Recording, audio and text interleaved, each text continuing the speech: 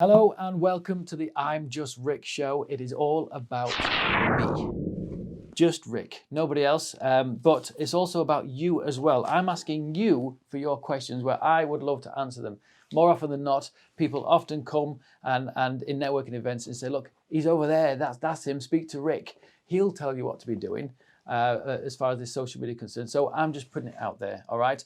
Just Ask Rick is what this show is all about, and it's an opportunity for you to ask me anything you want to on social media, and I will do my damnedest to answer it. And it's kind of been inspired by people just asking questions. And more often than not, we just hear that terminology. Look, just ask Rick and he'll point you in the right direction, or he'll help you out. So what we've done is we've reached out to a number of people we know, clients, connections that we have on LinkedIn, and we just simply asked them if there was anything that you could ask Rick on social media, what would it be? So I've got 3 questions here. We're going to head it up with Rachel Nunn. Rachel, thank you very much for your question. She asks, why would you advise not to use Hootsuite to send posts out across your social media platforms? And to be honest with you, the main one is tone of voice. Across the board, Twitter, Instagram, LinkedIn, and Facebook each have a different tone of voice. And if you understand anything at all or have listened at all about the art, the science, and psychology of social, you will understand that the science picks up on sentiment with respect to Facebook. The science of the platform picks up to specific keywords that we use on LinkedIn. So those 2 things are completely different. Sentiment and keywords mean 2 different things to each of these platforms.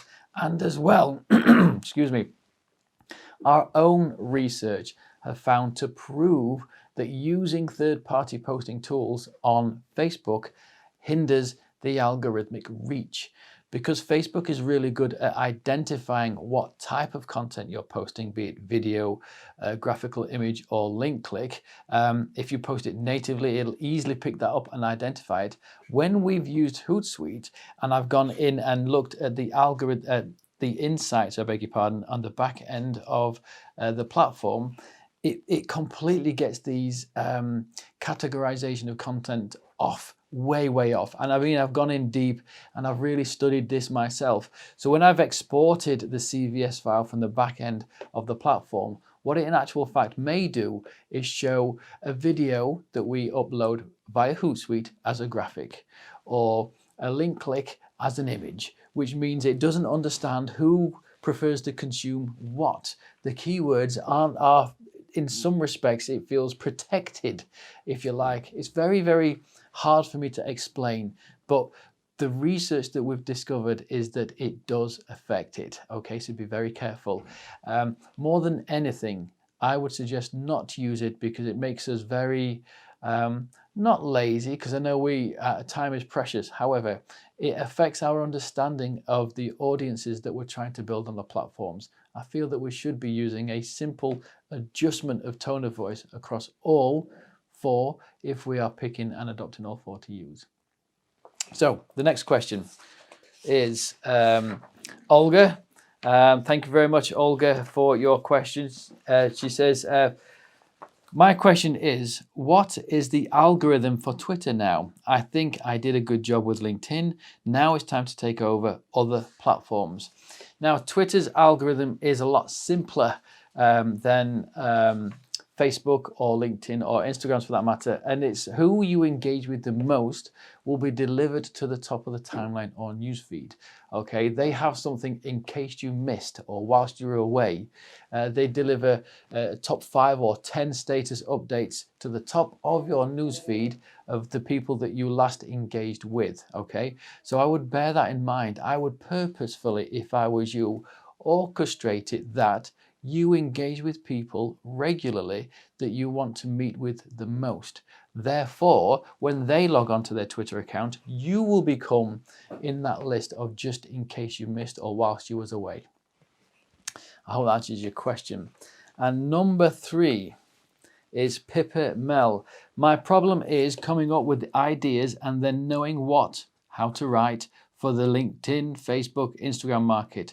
Does tone of voice need to be different, etc.? I tend to write exactly the same thing and then copy and paste it, to be fair. Great question, and it's kind of a common problem, to be honest with you. I kind of cover that just a little bit with Rachel's question, in that yes, each of the platforms should have a different tone of voice. So therefore, you have an issue there with just simply copying and pasting it across the board. I don't actually have an issue with you creating the same piece of content across all 4 platforms, but understanding that Facebook delivers via sentiment. So understanding the pain point behind somebody's issue and delivering it in a more jovial, I suppose, or friendlier approach. LinkedIn is much more professional as a platform. I feel that Twitter has a more mature audience inside that space, and Instagram has a younger audience. So we do have to switch it up for each of the platforms. But most importantly of all, coming up with ideas is a problem across the board. We encourage people to adopt the pillar process, understanding the topic or theme that you're going to discuss for the entire month. That way, you find it easier to come up with just 4 or 5 simple tips for your broadcast for Tuesday, or 4 or 5 different thoughts for Thursday. Again, making it easier for you to identify something to talk about for that given month. All right. For me, my advice for you, Pippa, is to identify a theme for the month and make it a lot easier on your content creation.